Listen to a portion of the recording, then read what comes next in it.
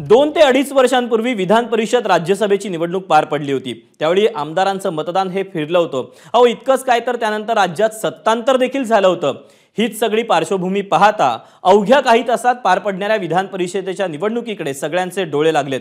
म्हणूनच 11 जागांसाठी 12 उमेदवार रिंगणामध्ये असताना 13 वाजवणारा 12वा उमेदवार कोण, या सगळ्याचा आढावा घेणारा हा स्पेशल रिपोर्ट पाहूया।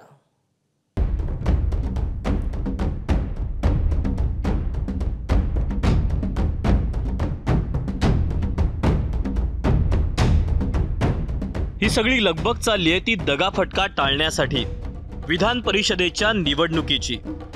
या निवडणुकीसाठी सर्वच पक्षांनी कंबर कसली आहे आणि मतदान करणाऱ्या आमदारांवर करडी नजरही ठेवली आहे। त्यासाठी आपापल्या पक्षांच्या आमदारांना 5 स्टार हॉटेलमध्ये ठेवण्यात आलंय, कारण विधान परिषदेच्या 11 जागांसाठी उमेदवार उभे आहेत 12। महायुतीतले उमेदवार कोण आहेत त्यावर एक नजर टाकूया।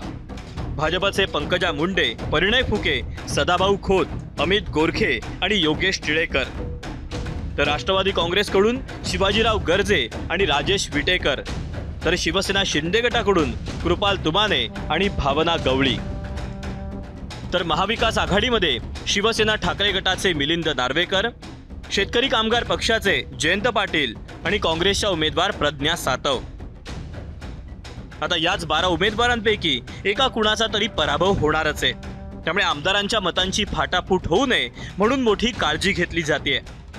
त्यातच शेकापचे नेते जयंत पाटील यांनी काँग्रेसबद्दल मोठं वक्तव्य केलं। काँग्रेसचे 3 ते 4 आमदार क्रॉस वोटिंग करणार आहेत असा गौप्यस्फोट त्यांनी केलाय। तर त्या आमदारांची व्यवस्था काँग्रेस पक्ष करेल असं काँग्रेस आमदार कैलास गोरंट्याल यांनी म्हटलंय। जे 2-3 मतं काँग्रेसची डॅमेज आहेत ते सोडलेली आहेत आम्ही। तुम्हाला वाटतं की ते तुमच्या सोबत नाहीयेत काँग्रेस सदस्य? ओपनच गेलेले आहेत तर काय प्रश्न आहे? ओपनच गेलेले आहेत ते काँग्रेस सोडून, फक्त तांत्रिक दृष्ट्या जर राहिले ते गेले।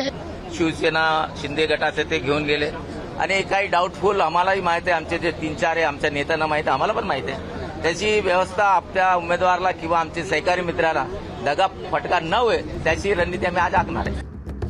विधान परिषदेच्या निवडणुकीला आता अवघे काही तास उरलेत, त्यामुळे काँग्रेसचे ते 4 आमदार कोण आणि 11 जागांसाठी 12 उमेदवार रिंगणात असताना पराभूत होणारा 12वा उमेदवार नेमका कोण, याची मोठी उत्कंठा सर्वांनाच लागून राहिली आहे।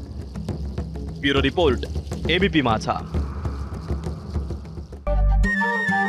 नमस्कार। मनसुद्धा तुझं ही वेगळ्याच प्रकारची मालिका तुम्हा सगळ्यांना खूप आवडली होती। याचा दुसरा सीझन कधी येणार अशी विचारणा झाली। प्रतीक्षा संपली आहे मित्रांनो, येतोय मनसुद्धा तुझंचा दुसरा सीझन।